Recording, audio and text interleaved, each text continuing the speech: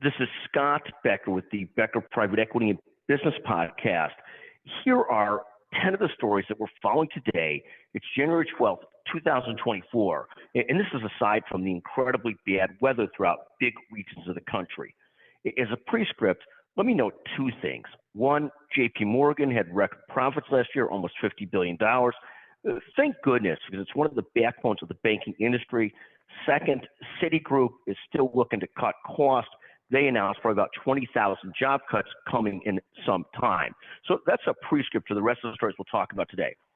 The 10 stories we'll talk about today is markets relatively flat today, a little bit down after a relatively flat day yesterday. For my own anxiety issues and heart problems, flat days are absolutely fine. Second, I say that jokingly, don't take it too seriously. Second, Burberry dropped 7% pre-market. It's probably down more today. They're seeing a slowing in the luxury consumer market. Third, Tesla is down about 8.5% year to date. They're looking at cutting prices on their vehicles in China, trying to be better there with BYD.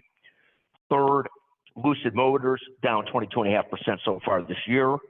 Fourth, DocuSign somehow or another became a $12.5 billion company.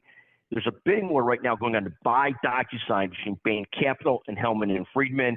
They're up 10% on that news. Again, the thing about DocuSign, which is so fascinating, is that trying to actually read documents of DocuSign and not just sign them is impossible, but it sure has made life a lot easier until it doesn't. Fifth, we often talk about self-actualization, and we talk about it often in three levels. We'll have a separate podcast on this today. The first level, which is the lowest level, is bored and not busy. And this is different for every person, but I'll give you my take on it. Second is busy. I'm far better off when I'm busy than I'm bored and slow, but still not self-actualizing. And third, I would say is busy with purpose, and that's what I call sort of closer to self-actualization and feeling like you're living life in full. So busy with purpose. Sixth, Oscar Health jumped 15.5%. Fascinating to see that. Seventh, CVS, which has about 300,000 employees nationally, is in the top 20 of big employers, is closing some of the stores within Target. Walmart, by contrast, is the largest employer in the U.S., about 2.1 million employees. United Health Group has only 400,000 employees.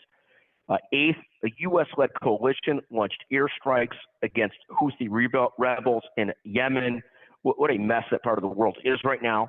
Ninth, the Wall Street Journal reports that remote workers are starting to lose out on certain promotions. We'll see how long that lasts. And 10th, Yahoo Finance, how hot inflation markers are making the Fed jobs more difficult. Year-over-year inflation rose. The CPI rose 3.4% over the prior year in December, as opposed to 3.1% the prior month, and as opposed to the 3.2 or 3% they expected. So that's making the jobs more complicated of the Fed. Again, those are 10 of the stories we're following today, leading with JP Morgan making $50 billion, Citigroup cutting 20,000 employees, and just a lot more going on, and markets relatively flat to a little bit down. Thank you for listening to the Becker Private Equity Business Podcast.